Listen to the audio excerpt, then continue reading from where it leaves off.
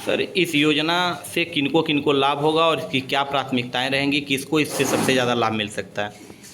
पहले तो आप पत्रकार बंधुओं को बहुत बहुत धन्यवाद कि आप लोगों के माध्यम से मैं जनता तक ये बात पहुंचा पाऊंगा। राज्य सरकार द्वारा ये एकमुश्त समाधान योजना 2024-25 लेकर आया है और यह योजना 2024 में शुरू हो रहा है दिसंबर में। ये 15 दिसंबर से स्टार्ट होगा। प्रथम चरण 15 दिसंबर से लेकर के 31 दिसंबर तक चालू होगा।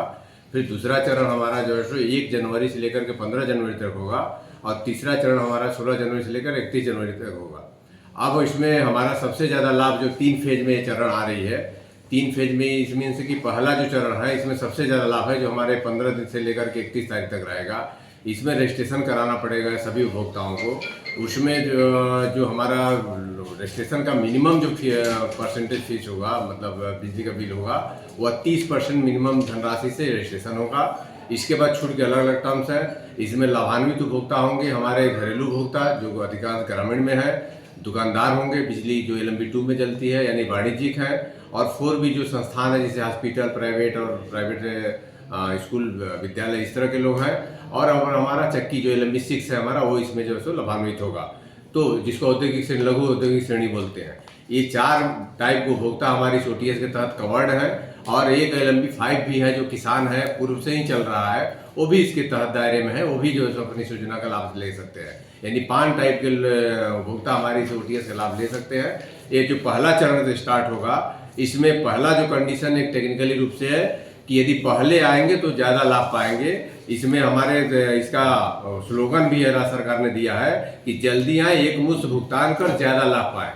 यह इस OTS का मुख्य स्लोगन है, जल्दी आए, एक मुश्त भुगतान करके ज़्यादा लाभ पाए।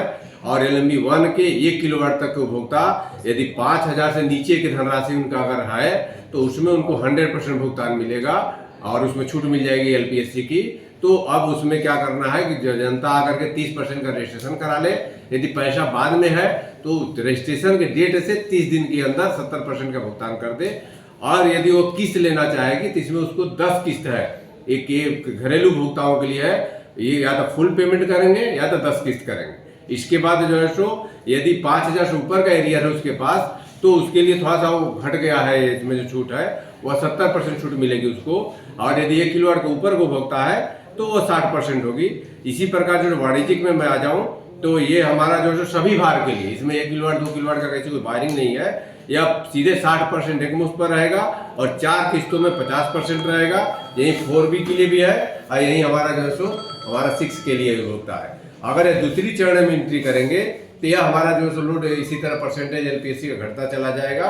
इसमें एक बहुत बड़ी प्रशिक्षित फायदा होने वाला है। ये तो चार्ट है जो हमारे लाभ के लिए है कि इसमें जो हमारे विद्युत सखी हैं और जो हमारे CSC वाले हैं और जो हमारे जमा करने वाले और एजेंसी हैं, उनको अगर नेवर पेड का उपभोक्ता खोज के लाए, ये पहली बार आया है। जिसे पिछली बार विद्युत चोरी में छूट आया था, तो इस बार इसमें लाभ दिया है सरकार ने कि आप नेवर पेड को उपभोक्ता यदि खोज के लाते हैं तो उसमें से जो छूट मिलेगी, मान लीजिए उसका 70% छूट हो गया या 100% छूट हो गया, तो जिसमें 70% 30% में जो सरकार को पैसा मिलेगी, उस पैसे में से 10% जो जमा कराएगा उसको मिलेगा।